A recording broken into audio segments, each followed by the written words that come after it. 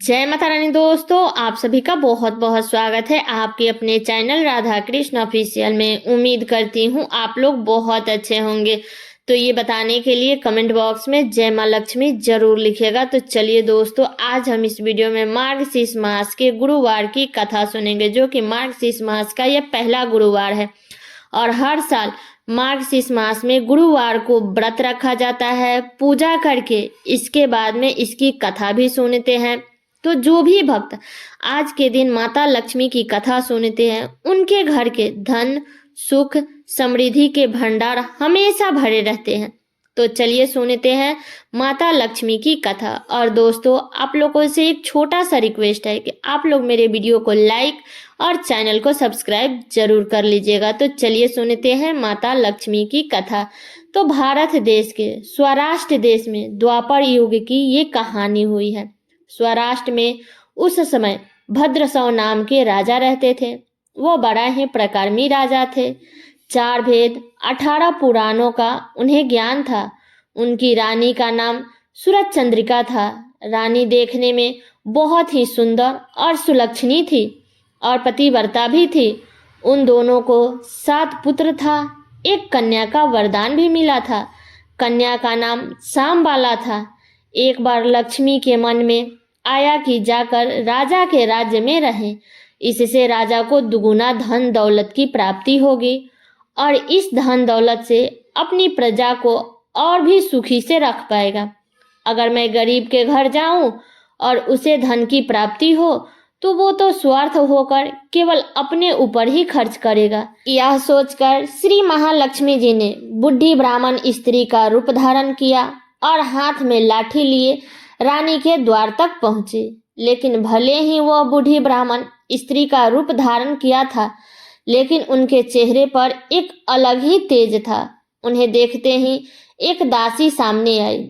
उसने इनका नाम धाम कर्म और धर्म पूछ डाला। वृद्धा ब्राह्मणी का रूप धारित माता लक्ष्मी ने कहा कि बालिका, मेरा नाम कमला है। मेरे पति का नाम भुवनेश है। हम द्वारिका में रहते हैं और जो तुम्हारी रानी है वह पिछले जन्म में वैश्या की पत्नी थी और वह वैश्या बहुत ही गरीब था। दरिद्रता के कारण रोज घर में झगड़े होता था तथा उसके पति उसको रोज मारता था। इन बातों से तंग होकर वह घर छोड़कर चली गई और जंगल में खाली पेट भटकने लगी। उसकी इस दशा पर मुझे दया आई। तब मैंने उसे महालक्ष्मी जी की कथा सुनाई। मेरे कहने पर उसने श्री महालक्ष्मी जी का व्रत किया। तब माता लक्ष्मी प्रसन्न हुई और उसका गरीबी दूर हुआ और उसके घर संसार सुख समृद्धि से भर गया। और बाद में दोनों पति पत्नी परलोक सिधारे। लक्ष्मी व्रत करने के कारण उन्होंने लक्ष्मी लोक में उन्हें रहे। उन्होंने जितने वर्ष तक लक्ष्मी पूजा किया, उन्हें उतने 1000 वर्ष तक सुख भोग मिला। और अब वह इस जन्म में उसका जन्म राजघराने में हुआ है और वह अब लक्ष्मी जी की पूजा करना भूल गई है। उसे मैं यही याद दिलाने के लिए आई हूँ। बुढ़िया की बात सुनकर दासी ने उन्हें प्रणाम किया तथा श्री लक्ष्मी जी का व्रत किस तरह से करे इसके बारे में भी पूछा। बुढ़िया का रूप धारण किए हुए माता लक्ष्मी ने दासी को पूजा विधि बताई। इसके बाद वह दासी माता को प्रणाम करके रानी को सारी बात बताने के लिए अंदर चली गई। राज वैभव में रहते हुए रानी को राजघराने का बहुत घमंड था। संपत्ति तथा उन्नति के वजह से वह उन्मुक्त हो गई थी। दासी द्वारा बताई गई बुढ़िया की बातें सुनकर वह आग बबूला होकर राजद्वार पर आकर बुढ़िया रूपी माता लक्ष्मी जी पर बरस पड़ी। उसे यह मालूम नहीं था कि बुढ़िया का रूप धारण किए हुए माता लक्ष्मी द्वार तक आई है तथा रानी को इस तरह रूखा बर्ताव तथा अपना अनादर देखकर माता ने वहां ठहरना ठीक नहीं समझा। वे वहां से चल पड़ी। तब राह में उन्हें राजकुमारी शामबाला मिली। उन्होंने शामबाला को सारी बातें बताई। शामबाला ने अपनी ओर से माता से क्षमा मांगी। माता को उस पर दया आई। उन्होंने माता लक्ष्मी के व्रत के बारे में सामबाला को बताई। जिस दिन माता लक्ष्मी ने लक्ष्मी व्रत के बारे में बताया उस दिन मार्गशीर्ष मास का पहला गुरुवार था। तब सामबाला ने परम श्रद्धा से श्री माता लक्ष्मी जी का व्रत रखा। फलस्वरूप राजा सिंधेश्वर के पुत्र मालाधार से उसका विवाह हुआ। वह धन दौलत ऐश्वर्य से मालामाल हो गई। पति के साथ आनंद से ससुराल में दिन बिताने लगी और इधर महारानी पर श्री महालक्ष्मी जी का प्रकोप हुआ और फलस्वरूप राजा भद्रस्वा का राज्य कारोबार सब नष्ट हो गया। यहाँ तक कि खाने पर भी लाले पड़ गए। ऐसी हालात में रानी ने राजा से निवेदन किया कि हमारा दामाद इतना बड़ा राजा है, धनवान है, क्यों न उसके पास जाएं और अपना हाल उसे बताएं, वो हमारी मदद जरूर करेगा। इस बात पर राजा भद्रस्वा ने दामाद के पास गया। राज में पहुंचकर विश्राम के लिए तालाब के किनारे पे बैठे थे। तब तालाब से पानी लेते आते जाते उन्हें दासियों ने देखा।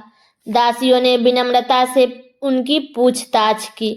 जब दासियों को मालूम हुआ कि यह तो सामबाला के पिता है, तब वह दौड़ते हुए जाकर रानी को सारी बातें बताई। रानी ने बड़े आदर सम्मान से उनको बुलवाया और आदर सत्कार किया, खान पान करवाया। जब वह लौटने लगे तो उन्हें सोने के मुहरे से भरा घड़ा दिया।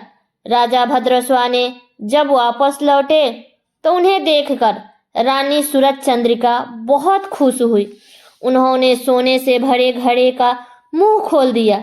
तब देखा कि सोने के मुहरे के जगह कोयला मिला। यह सब श्री महालक्ष्मी जी के प्रकोप से हुआ। इसी प्रकार के दुर्दशा में कई दिन बीत गए। तब इस बार रानी स्वयं अपने बेटी के पास गई। वह दिन अगहन मास का अंतिम गुरुवार था।